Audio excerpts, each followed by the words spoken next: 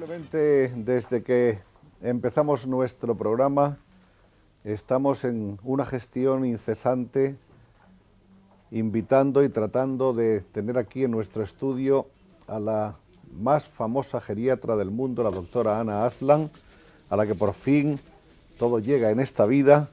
Nos cabe hoy la satisfacción y el honor de dar nuestra mejor bienvenida a este programa. Todo llega, doctora, muchas gracias por haber venido.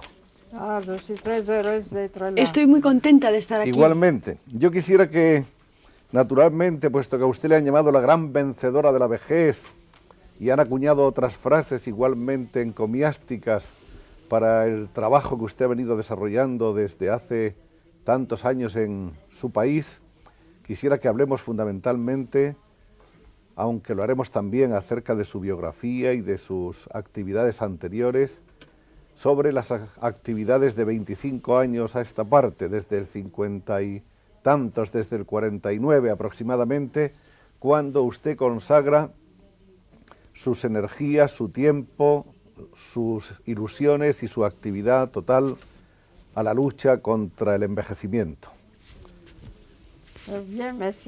Muchas gracias. Le voy a contestar muy brevemente, por supuesto. Me inscribí en la universidad, en la Facultad de Medicina, en 1915. En 1916 llegó la guerra, la Primera Guerra Mundial. Entonces, yo estuve en los hospitales desde aquel momento. Y desde entonces, 1916, hasta el momento, trabajé en el hospital. Es decir, largos años han pasado desde que yo empecé a trabajar en los hospitales. Primero empecé en la clínica médica, que me apasionó enormemente. El hacer un diagnóstico, me parecía que este problema era muy interesante. Y después de 25 años de cardiología y medicina interna, llegué a todos los grados, hasta profesorado de clínica médica, y fui la primera mujer en mi país profesora de clínica médica. Ahora hay otras. Y desde el año 1948, trabajo en la geriatría y la gerontología. ¿Qué diferencias hay entre una y otra? ¿Qué es la geriatría? ¿Qué es la gerontología? La geriatría es la medicina de la vejez. Y la gerontología es la ciencia que se ocupa de todos los problemas relacionados con el envejecimiento del hombre y estudia también el envejecimiento de los animales. Está la parte biológica, la parte médica y la parte social, es decir, las tres ramas. Por supuesto, también es muy importante el aspecto psicológico, psiquiátrico, porque saben que los ancianos empiezan a olvidar, es decir, que este problema es muy interesante. Y esto se estudia en la gerontología. Las funciones del organismo forman parte, es decir, el estudio de las funciones forma parte de la gerontología. Los cuidados, la medicina de los ancianos es la geriatría. El término de geriatría ha sido dado por un americano, pero el primer instituto de geriatría fue fundado en el año 1952 en Bucarest. El Instituto de Geriatría más tarde se transformó en Instituto de Gerontología y actualmente es un instituto nacional para todos los países que se ocupa de la gerontología y la geriatría. Yo soy directora desde el comienzo, desde 1952 hasta el momento. Muy bien. ¿Y todos los seres vivos envejecen? Todos. Unos más rápidamente y otros más despacio. El ritmo de envejecimiento no es el mismo. Depende de los factores de ambiente, el entorno, la contaminación, etc. Y también depende de los padres. Si tienen padres de buena salud, es una pena que no se puede elegir a los padres. se tienen los padres que se tienen. Es decir, que si los padres son resistentes y viven mucho tiempo, se tiene la oportunidad de vivir el mismo tiempo. En general, hablando de los seres humanos, ¿qué es lo que antes envejece en nosotros? ¿Qué es lo que está más predispuesto a envejecer más deprisa? Esto es un problema muy importante que nos plantea. No todos los órganos envejecen al mismo tiempo. El primero que envejece a los 20 años son los ojos. La acomodación de los ojos. Y el oído para los sonidos muy altos. Y más tarde comienza el corazón a los 30 o 35 años. Las funciones del cerebro disminuyen también a partir de los 35 o 40 años. Todo va disminuyendo. La disminución es lineal, pero los primeros que envejecen son los ojos y los oídos. Las funciones sensoriales. Cuando usted nos habla de que el cerebro envejece o empieza a envejecer relativamente pronto, eso nos hace pensar en que lo que se ha dicho tradicionalmente de que los hombres muy viejos están llenos de sabiduría, ¿responde eso a la realidad? Sí, esto es cierto, porque durante la juventud hay tantas cosas que le atraen a uno. Hay trastornos sentimentales u otros. La ambición de llegar también es algo que puede hacer envejecer, una ambición demasiado fuerte. Y cuando se envejece, se hace uno más equilibrado. Y en vez de ser analítico completamente, se vuelve uno sintético. Por tanto, está muy bien el reunir la fuga de la juventud con el aspecto razonable de la vejez. ¿Y por qué envejecemos, doctora? Porque funcionamos. Porque funcionamos y no es como un aparato mecánico el cuerpo, es otra cosa. No se sabe todavía cuál es exactamente la teoría del envejecimiento, pero hay varios mecanismos que conocemos. Uno de los más importantes, que se estudia en la actualidad, también en nuestro instituto, es la inmunología, porque hay un trastorno del sistema inmunológico en la vejez. Se convierte uno en su propio enemigo. Nuestras células se convierten en nuestros propios enemigos y los tejidos se destruyen. ¿La vejez puede detenerse o solo puede aplazarse?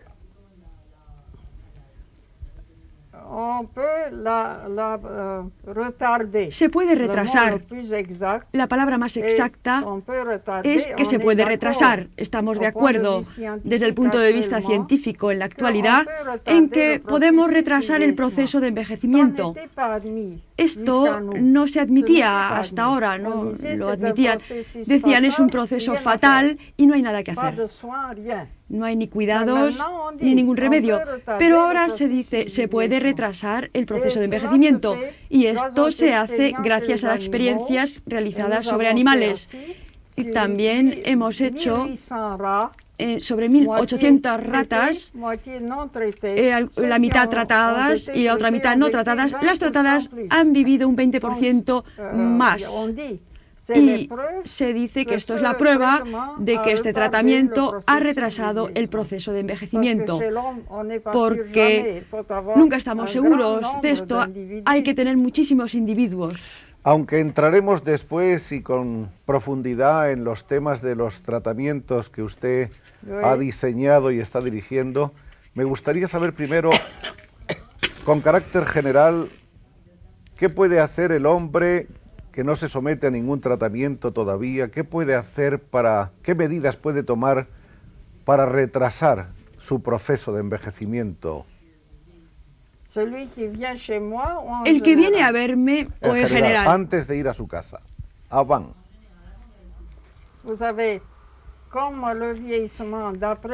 como el envejecimiento, según algunos, comienza desde el nacimiento y según otros, y según yo misma, desde el momento del final del crecimiento, desde entonces hay que saber que se va a envejecer y hay que adoptar las medidas para no envejecer demasiado rápidamente y para no estar enfermo. Lo primero que hay que saber es que hay que estar sano. Si se está sano, se vive más tiempo. Si se está enfermo, por supuesto, la vida se acorta. Por tanto, cuidados preventivos desde el punto de vista físico y psíquico. En las escuelas, las faltas de tóxicos, faltas de cosas perjudiciales y una moralidad bastante seria para poder vivir en un ambiente de trabajo. El trabajo también es algo muy importante. Hay que trabajar tanto físicamente como intelectualmente y durante toda la vida. El trabajo físico activa los músculos y el corazón. El trabajo intelectual hace simular las enzimas que mantienen el funcionamiento de las neuronas. Por tanto, es muy importante también. Hay que amar el propio trabajo, es decir, hacerlo con gusto, no un trabajo a la fuerza. Después de un cierto tiempo, cuando se está... También hay que tener hobbies, hay que tener aficiones. Se pueden tener incluso aficiones antes, que se prolonguen después del retiro. Hay que ser optimista, equilibrado desde el punto de vista mental y psicológico, porque los shocks psicológicos envejecerán prematuramente. Ha habido experiencias muy ciertas de que los shocks y los estrés hacen envejecer prematuramente. Los deportes, la gimnasia también es un medio muy favorable. La vida al aire libre. Pero nuestra vida actual hace muy difícil esto. Pero dentro de lo posible hay que dormir con las ventanas abiertas, por lo menos. El oxígeno es uno de los primeros factores. Aparte de esto, la dieta es muy importante. Y la dieta, después de los 60 años, evitará la arteriosclerosis. Por tanto, cuanto menos grasa, menos hidrocarbonos, menos azúcar, más vitaminas, proteínas, sobre todo las vitaminas. La leche también es muy favorable para los ancianos. Cuantos más años se tienen, la alimentación debe ser menor, hacen falta menos calorías. Sí, menos calorías. Menos calorías y menos comida y menos peso en general. No, hay que tener el peso que se tenía a los 30 años. El peso de los 30 años es el que se debe de mantener. Debe mantenerse. Bueno, estas son algunas reglas de carácter general que podemos observar todos para tratar de prolongar nuestra juventud. En realidad lo que la doctora Aslan viene a decirnos es que más que acostumbrarse a la vejez o a aprender a ser viejos, lo que hay que acostumbrarse es a aprender a mantenerse jóvenes, más que aprender a ser viejos, aprender a mantenerse jóvenes, ¿no? Entonces hemos empezado la prevención terapéutica a partir de los 40-45 años, porque entonces empiezan las enfermedades crónicas que aceleran el ritmo de envejecimiento y los accidentes cardíacos del corazón y del cerebro. Se piensa desde hace tiempo, desde el año 56, se empezó la prevención, también por medio del tratamiento. Y más tarde Se ha demostrado de forma científica que a los 45 años el ritmo de envejecimiento del sistema nervioso se acelera y ocurre un aumento de la aminoacidasis, que es una enzima del cerebro, y esta enzima del cerebro que crece hace disminuir la serotonina y otra sustancia que hacen la transmisión del sistema nervioso. Ahora se ha demostrado que la edad de los 40 años o 45 años es la mejor época para empezar con un tratamiento profiláctico. Usted nos hablaba antes de lo bonito y de lo deseable y de lo higiénico que es vivir al aire libre, en contacto con la naturaleza, en lo posible durmiendo con las ventanas abiertas, cosa que en las ciudades es terrible porque si abre uno la ventana entra toda la contaminación y acaba uno por intoxicarse mientras duerme. Ahora bien, doctora, parece que hay unos lugares en los cuales el medio ambiente ha resultado mucho más propicio para que la gente viva más. Por ejemplo, hay una famosa población en Ecuador que se llama Vilcabamba. Hay otra en la República Georgiana Socialista del Soviet, que se llama Abkhazia, me parece. Hay otra en Turquía, me parece que el nombre es, según los datos que he podido conseguir, Hunz, en Kashmir, donde se dan circunstancias especiales. Sí, hay una región en el Cáucaso, y también este valle del Ecuador. Desde hace tiempo, en la Unión Soviética, se fue a examinar a estos ancianos, y es cierto que en esta región hay padres, que se transmite de padre a hijo esta herencia de vivir más tiempo. Esto es lo primero. En segundo lugar, comen de forma muy sana, cosas simples, alimenticias y naturales. Sí, sí, sí. Y trabajan, en tercer lugar. Están mucho al aire libre. Son cosas que se sabían desde hace tiempo. Se conocía la higiene para no envejecer. Hay que comer poco, cosas naturales, trabajar, estar interesado por la vida y estar al aire libre. En este momento y después, sobre todo, de los trabajos que usted ha hecho y de los datos estadísticos que tiene después de los miles de casos que han pasado por su instituto, ¿usted cree que la esperanza de vida del ser humano ha aumentado también con las conquistas de la medicina y de la ciencia en general? La expectativa de vida. Sí, la vida media del hombre es de 72, 73 años. Pero hay seres que viven más tiempo, incluso hasta 100, 120 años. La vida potencial del hombre es de 120 años. Se muere aún hoy día prematuramente. Se puede prolongar la vida con todos los medios que he enumerado hasta ahora, y también por medios terapéuticos. Y observarán, si leen los periódicos, que los intelectuales, los artistas, los escritores se mueren a los 85 años, a los 90 años. Charlotte, Picasso y otros ejemplos que han sido productivos hasta el final de su vida. Incluso en la antigüedad ha habido ejemplos Miguel Ángel, de personas que han vivido. Miguel Ángel ha vivido mucho tiempo y fue productivo hasta los 90 años. Goethe. Por tanto, es posible prolongar la vida. Y estoy segura, y otros también piensan como yo, que sobre todo, si se encuentra la causa del cáncer, habrá un aumento de la duración de la vida. Dicen las informaciones que existen acerca de sus trabajos que es en el año 1949 cuando usted empieza a trabajar sobre una sustancia, la procaína, que le lleva poco a poco al Gerovital H3.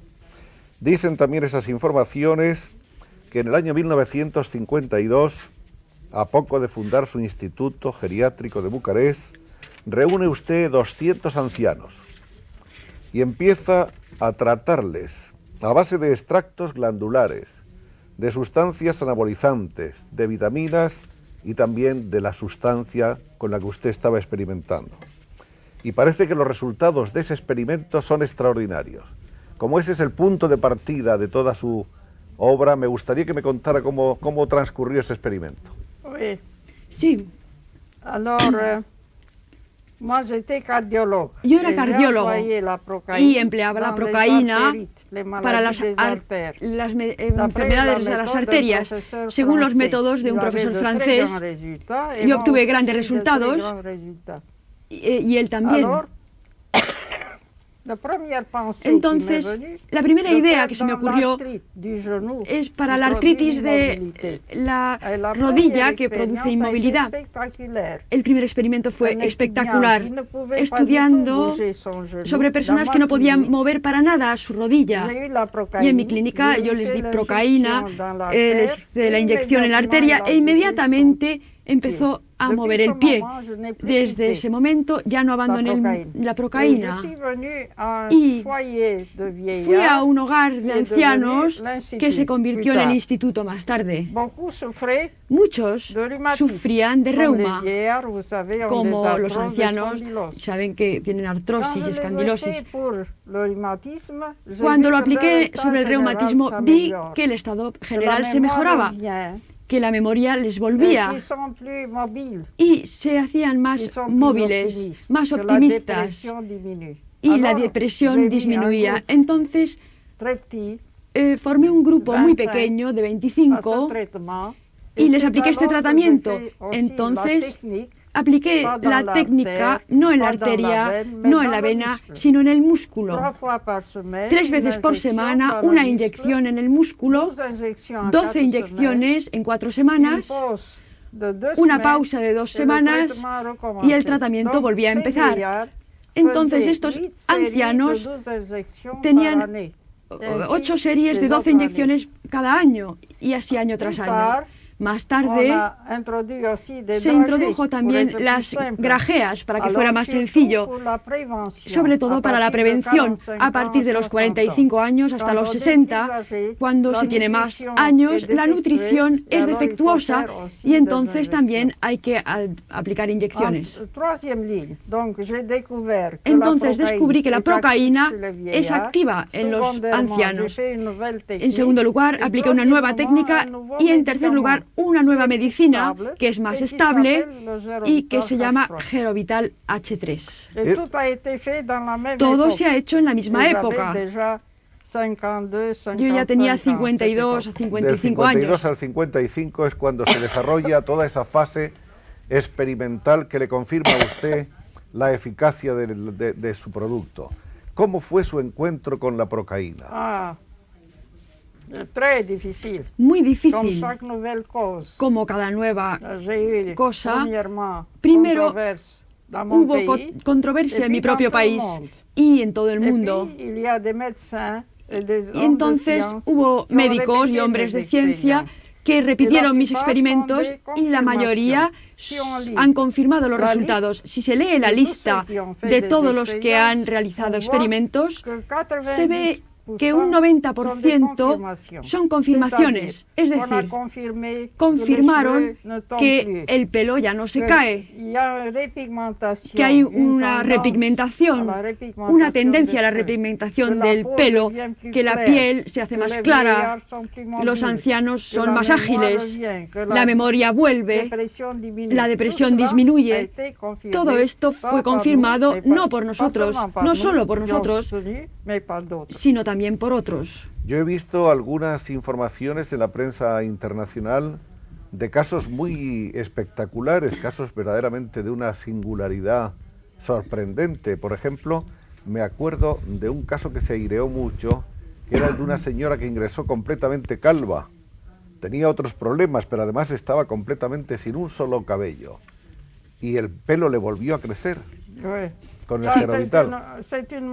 Esto es una enfermedad del cuero cabelludo que se llama alopecia. No se sabía hasta que yo empecé con ello que la procaína actúa sobre esto. Otro caso espectacular que recuerdo era un rumano de origen armenio que tenía 106 años, que pesaba una 40 de kilos y que ingresó realmente muy mal ya en el instituto. Y usted consiguió transformar a ese hombre. Su historia es muy interesante. Pesaba 47 kilos a los 106 años. Tenía 106 años. Su última hija vivía aún. Por tanto, sabíamos bien que tenía 106 años. Tenía trastornos de memoria y no salía de su cuarto. Después de un año o dos de tratamiento, empezó a salir a la ciudad, incluso alrededor del hospital, para beber una copa. A los 113 años se cayó sobre el raíl del tranvía.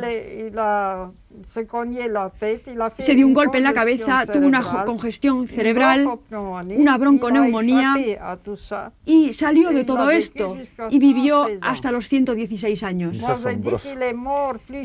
Murió más sano que cuando entró en mi establecimiento.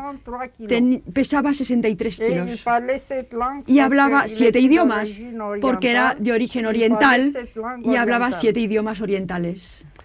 ¿Y ha habido algún fracaso también? ¿Ha habido algún caso ante el cual el tratamiento se ha revelado ineficaz? Sí, depende de la reactividad del individuo. En algunos los efectos son más rápidos y en otros hay que persistir. Y también está la alergia a la procaína. Por eso en la técnica indicó el test de la alergia. La alergia tiene una posibilidad muy rara, pero hay que hacer el test.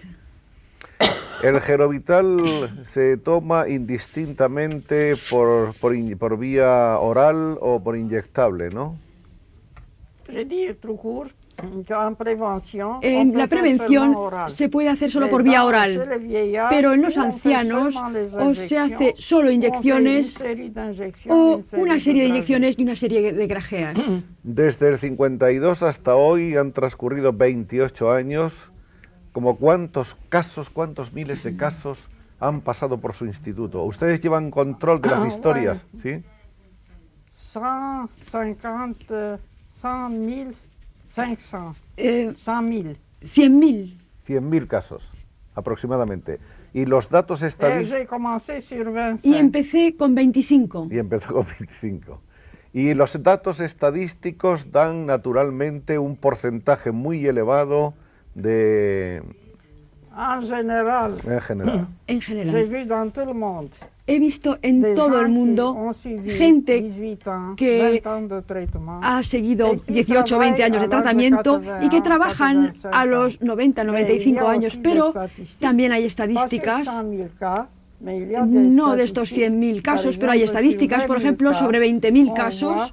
Se ve que los resultados son válidos desde el punto de vista estadístico. El Gerovital, según nos pareció entender en una de sus respuestas anteriores, debe aplicarse de manera preventiva a partir de los 40 años. Empezamos porque se vio que los ancianos que habían seguido el tratamiento tenían menos accidentes cerebrales o cardíacos, menos sordera y menos ceguera. Entonces pensamos que sería mejor hacerlo antes. Empezamos sobre un pequeño grupo, como siempre, durante 2 años, un tratamiento sobre trabajadores de una fábrica. Estaban cansados, tenían trastornos reumáticos, vimos que se hacían más fuertes, que tenían más gusto por el trabajo, y un médico pensó que iban a ganar más. Entonces es un test esto, pero ahora el examen se sigue haciendo, la prevención en 14.000 casos. En muchos lugares de Rumanía se hace la prevención. ¿Se amplía incluso a gentes muy jóvenes? Esta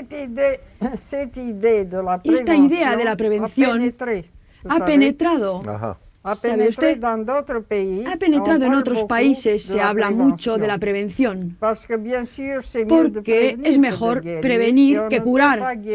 Y no se puede curar la vejez, pero se puede retrasar el proceso de envejecimiento. ¿Alguna vez ha pensado usted en que quizá el Gerovital es algo que puede ya acompañar al hombre desde niño? Sí. He dicho que el tratamiento se puede aplicar desde la edad de 2 años hasta los 120 años. Es decir, que no es perjudicial para el niño. Por el contrario, en los niños retrasados, que no aprenden bien en la escuela, se ha hecho un preparativo especial que se llama Aslavital.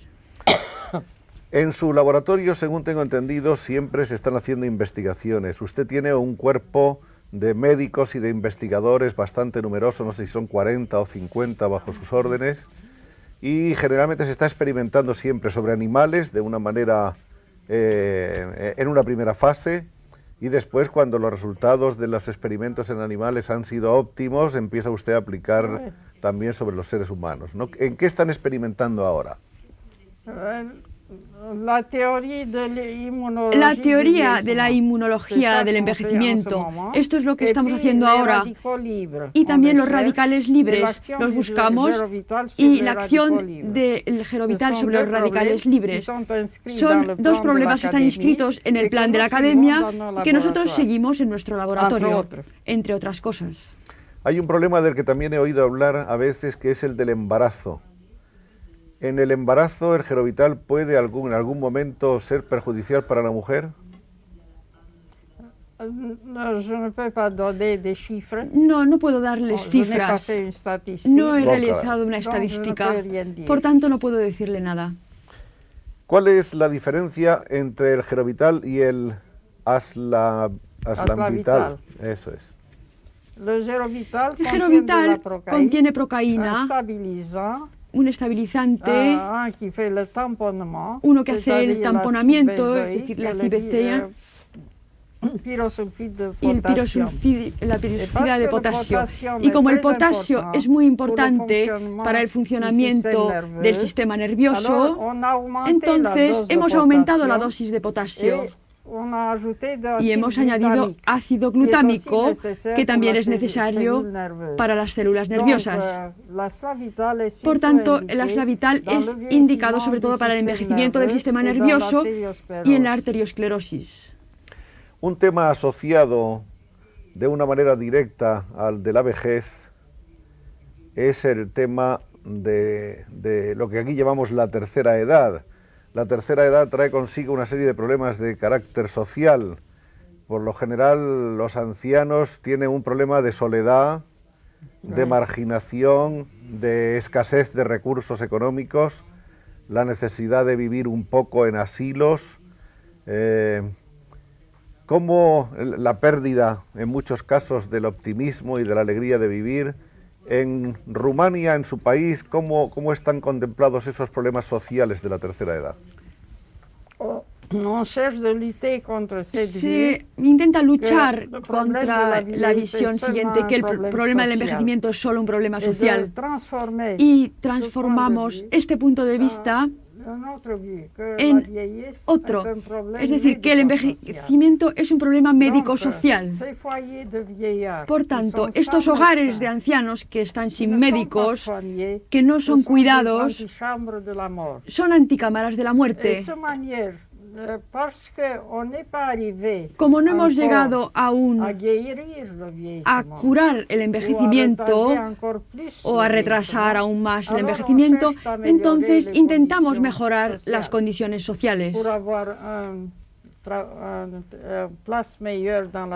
para tener un mejor lugar en la sociedad, para tener un mayor retiro, pero son cosas que no se puede mejorar para mucho tiempo la situación de la vejez. Por tanto, yo creo que la prevención de la vejez por todos estos medios higiénicos y médicos podría transformar este problema para no tener cosas agravantes, es decir, tener una edad avanzada sin ser inválido. Así como cronológicamente su instituto fue el primero del mundo, también podríamos decir que en cierto modo Bucarest, gracias a usted y a ese instituto, es la capital de la geriatría en el mundo. No le dije no, lo digo yo. Podríamos decir que es un poco la capital, porque realmente usted recibe gentes de todas partes. Podemos decir que es la capital porque hay mucha gente de fuera que viene a vernos, pero hay investigaciones en todos los países y que son muy importantes, no solo las nuestras. Pero nosotros hemos encontrado un medio que hemos experimentado durante muchos años, durante 30 años, a veces sobre el mismo enfermo, y se han visto los resultados de los que les he hablado, que transforman la vejez enferma en una vejez sana y activa. Todo el mundo busca esto. Es un tema de congreso que es para la vejez sana. Parece que los enfermos, los que van a tratarse a su instituto, disfrutan allí de una serie de cosas independientemente del tratamiento, que pueden hacer ejercicios físicos, pueden dar grandes paseos, creo que hay unos jardines y unos bosques muy bonitos en el instituto. Es natural. Es natural. Pero los ancianos que hemos cuidado en el instituto tienen un hogar incluso dentro del instituto donde permanecen toda su vida. Estos no hacen ni mecanoterapia, ni hidroterapia, ni masaje. Y hemos visto los resultados que ya les hemos descrito. Pero ahora, para mejorar aún más la situación, para que el enfermo no permanezca demasiado tiempo, se añaden también otros sistemas. Por cierto, uno de los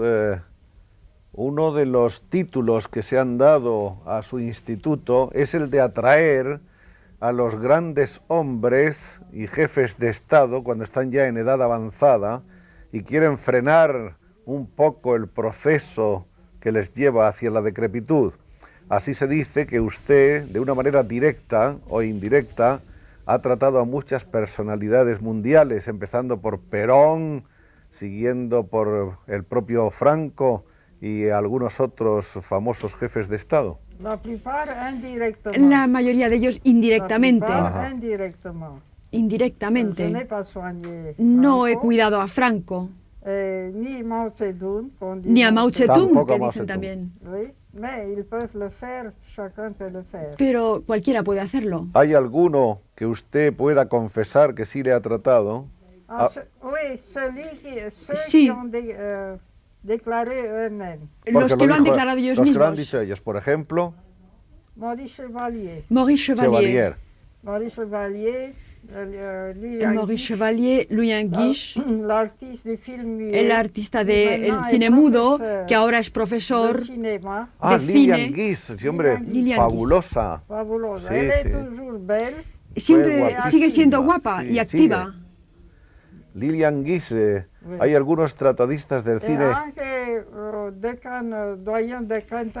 Y un decano de Canterbury. El deán de Canterbury, que ha vivido hasta los 92 años, me escribió una carta diciendo: me han llamado en la televisión británica gracias a usted. Hasta ahora no había estado nunca, pero me han llamado gracias a usted para hacer unas declaraciones. No puedo decir más. No, el secreto, eso que llaman el secreto profesional, que hay que mantener siempre. Bien. Otra de las cosas que me gustaría saber, dicen que su instituto y sus productos son una de las fuentes de divisas más importantes, de entrada de divisas que tiene su país. No, no creo, yo creo que sí está exagerado. Pero es bueno que lo digan. Es bueno que lo digan, salvo para los inspectores de Hacienda, es bueno que lo digan. La ancianidad, ¿dónde empieza? ¿Dónde empieza la verdadera vejez? ¿Empieza en el cuerpo? ¿Empieza en la mente? ¿Empieza en el alma? ¿Dónde empieza? En nuestro cerebro pensamos que somos viejos, cuando decide uno mismo que es viejo. Cuando se pierde la seguridad en uno mismo. Cuando no tiene uno ganas de salir a luchar. ¿Usted cree? Cuando ya no se tienen ganas de vivir. Cuando se ha perdido la alegría de vivir, exactamente. Y con Gerovital se recupera esa alegría de vivir. Segurísimo, segurísimo. Antidepresivo. Es un antidepresivo. Hay otro tema relacionado con la vejez que yo creo que va a gustarle a nuestros espectadores conocer desde su punto de vista. Parece que las mujeres tienen una mayor propensión a durar que los hombres. La longevidad es mayor en la mujer que en el hombre. ¿Por qué? Hay una diferencia de 4 o 5 años en la esperanza de vida de una mujer comparada con el hombre. Pero no sabemos exactamente por qué, si es genético o si es por una causa hormonal u otra. No se ha decidido aún. Quizás se cuidan más. Las mujeres se cuidan más y quizá los hombres van más a menudo al médico que los hombres. Los médicos, los hombres por otra parte están sujetos a un mayor estrés. ¿No le parece a usted que la competitividad de la lucha cotidiana? Eso también. Sobre todo en algunos países en que trabajan mucho y las mujeres no trabajan, entonces llevan todo el peso de la familia. Pero aquí he visto que las mujeres trabajan, entonces este no es el problema. De cualquier modo, es cierto que hay muchas más viudas que viudos. Eso está demostradísimo. En todo caso. Bueno, hay otra cuestión que también me parece interesante, que es la incidencia, por lo visto, benéfica y positiva que tiene el Gerovital en un cierto tipo de enfermedades muy concretas. Por ejemplo, en la enfermedad de Parkinson.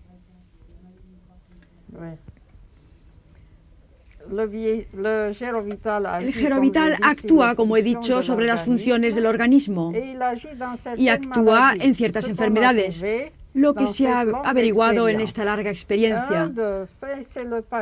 Uno de los efectos sobre el Parkinson, la rigidez. Saben que los ancianos, incluso sin Parkinson, se vuelven rígidos, andan a pasitos pequeños, no tienen agilidad, y esto se mejora, la elasticidad aumenta, y también hemos hecho experimentos y ahora se prosiguen estos en otros países, porque en accidentes, por ejemplo, el fenómeno secundario y otros productos que se aplican, en algunos países se hacen ahora investigaciones con procaína en el Parkinson. Dicen que también es... Y también la arteriosclerosis. Eso es. Ya he dicho esto para la Gerovital. Y también la artrosis. La arteriosclerosis y la artrosis también. Sí. Son las enfermedades más influenciadas. Y también el envejecimiento de la piel, el cuero cabelludo, el envejecimiento del sistema nervioso. ¿El infarto de alguna manera puede ser también evitado? Sabe que el infarto viene ahora antes, no en los ancianos realmente. Si se ha escapado del infarto entre los 40 y los 60 años, es más raro tenerlo después de los 60 años. Pero no puedo decir que se evita el infarto, porque no tengo investigaciones estadísticas sobre este fenómeno, porque no hemos tenido muchos casos de infarto entre nuestro material. Ahora, cuando realizamos la prevención, podremos decirlo dentro de 2 o 3 años. El mayor azote de nuestro tiempo, dícese que es el cáncer. De alguna manera, un tratamiento para prevenir la vejez puede ser también un preventivo contra el cáncer. Sí, quería decirles esto. En nuestra larga experiencia, pero sobre un número reducido de casos, 30 años de experiencia, ha habido menos casos de cáncer en el grupo tratado que en el grupo no tratado. De modo que hay... Y también en los animales que tienen tumores espontáneos, cuando hemos realizado la longevidad para ver si viven más tiempo, tenían menos tumores cancerígenos los tratados que los no tratados. Es los dos sistemas que tengo hasta ahora. Esto quizás sería una idea, pero hay que seguir con ella. En cuanto a la demencia senil, que es otro aspecto también importante. Para esto también. Esto es muy importante, porque en nuestro amplio material de 200 casos tratados durante 30 años, solo ha habido 2 casos de demencia senil. Sobre esto hemos basado la prevención. Antes hablábamos de que las mujeres van más al médico que los hombres, y eso es cierto. ¿Usted cree que a partir de una cierta edad, tanto hombres como mujeres deben visitar al médico por lo menos una vez al año? Estoy segura. Ya han empezado los hombres a cuidarse más y sobre todo a cuidarse para no convertirse en viejos. Hay muchos que vienen a nosotros, tanto hombres como mujeres, entonces pienso que esto será más en el futuro. ¿Desde qué edad? 40. A partir de los 40. Un chequeo cada año. Sí. Hay que examinarse una vez al año. Una vez por año. Y si es necesario, varias veces. Esto depende del estado de salud. Naturalmente todo el mundo no tiene dinero como para hacer un viaje a Rumanía y a someterse a los cuidados del instituto de la doctora Aslan, pero para tener una idea, si no es indiscreto, podemos decirle a nuestros amables espectadores si hay que ser muy rico para ir ahí o si se puede ir con unos precios, digamos, asequibles. Exactamente. No podría decírselo, porque yo no me ocupo de los problemas comerciales. Pero creo que para 2 semanas, todo comprendido, casi $1.000. Unos $1.000, 2 semanas, todo comprendido. Medicinas, doctores y todo. Realmente no se puede decir que sea un precio... Yo no sé ahora, porque las cosas suben. ¿Por qué en España no se ha vendido nunca de una manera oficial y libre en las farmacias el Gerovital, que los españoles tienen que buscar en el extranjero? No se ha hecho la experiencia, porque primero hay que hacer la experiencia en un país determinado. Y no ha habido un grupo, un médico, un farmacéutico que tome el medicamento y haga el experimento en un hospital. Hay que hacer esto primero. Aparte de los medicamentos del Gerovital y de la Slamvital, se habla de que usted ha creado también unos productos para embellecer, unos productos cosméticos que en cierto modo tratan la salud de la epidermis. Hemos visto que actúa sobre la epidermis por inyecciones y por grajeas. Entonces hemos pensado que quizás por vía cutánea también tendríamos resultados. Y se ha hecho un preparado, una crema medicinal de Gerovital, porque la sustancia química, la procaína, es un tratamiento médico. Esto es lo que hemos hecho. Y también una loción contra la caída del cabello. Estos 2 productos se han multiplicado en nuestro país y en otros. Y ahora es una gama de productos farmacéuticos y cosméticos. Estos productos están introducidos aquí, en España. Hemos empezado con algo, como ven. Creo que los resultados parece ser que son interesantes. Muy bien, doctora, si a usted le parece, vamos a recordar algunos datos para completar el retrato de esta inteligente y esta maravillosa mujer que ha consagrado su vida a la salud de los demás y a conservarnos jóvenes. Vamos a decir que ella nació en Braila. Creo que el pueblo, la ciudad de su nacimiento se llama Braila, ¿no? A orillas del río Danubio, Oui. donde nació el 1 de enero del año 1897. Sus padres creo que eran comerciantes, ¿no? Ah, oui. Sí. Su papá de usted de origen armenio, ¿verdad? La familia. La familia. familia. La familia. Parece ser que el primer sueño o la primera ambición vocacional que tuvo la doctora Aslan no era la medicina, sino que era volar. Sí, Usted quería ser piloto. sí. ¿Le gusta todavía volar? Ah, oui, je ne fais que Sí, ça. no hago más que eso. No hace usted más que volar de congreso en congreso. ¿A cuántos congresos ha asistido, doctora? Ah, je ne peux pas. Cientos y quelques centaines. cientos, sí. Varios cientos. Centaines. Por otra parte, usted ha publicado una enorme cantidad, la he tenido en la mano un folleto donde están registrados todos los trabajos científicos que usted ha publicado y son muchísimos. Oui, on a travaillé toute la Sí, vie. hemos trabajado toda la vida, entonces va aumentando. ¿Cuándo se decidió usted por la medicina? Quand j'étais en la 8e année du Cuando lycée, estaba en el último año de colegio, había un libro en roumain, en dans rumano lequel c'était l'anatomie de en el l'homme. cual se veía la anatomía Alors, del j'ai hombre. trouvé que Entonces c'était miraculeux, me pareció que era merveilleux, milagroso, cette maravilloso esta maquinaria humana. Y pensé, ya no voy a hacer más que esto, voy a hacer Mais ma medicina. mère ne voulait pas, Mi madre no parce quería qu'elle était veuve, porque era viuda les années d'études sont y los años de nombreuses, estudio elle ne son voulait largos y pas. Et no moi, quería. j'ai fait la grève de faim Entonces yo pendant hice 3 huelga de jours, hambre je durante suis 3 o pas 4 allée à días, table, no et comme fui a ça, comer j'ai réussi. y así lo conseguí. Alors, j'ai fait la médecine, j'ai fait Entonces tous les estudié examens, medicina, pasé todos los j'ai exámenes, fait tous les concours. pasé todos los À quelques-uns, je concursos, suis réussi en la première. algunos años fui la Et puis, primera je suis arrivée à être y professeure llegué a ser profesora et à être y dans un institut de diriger a entrar en un instituto de como recherche. directora de investigación. Profesora fue en la Universidad de Temesvar, ¿no?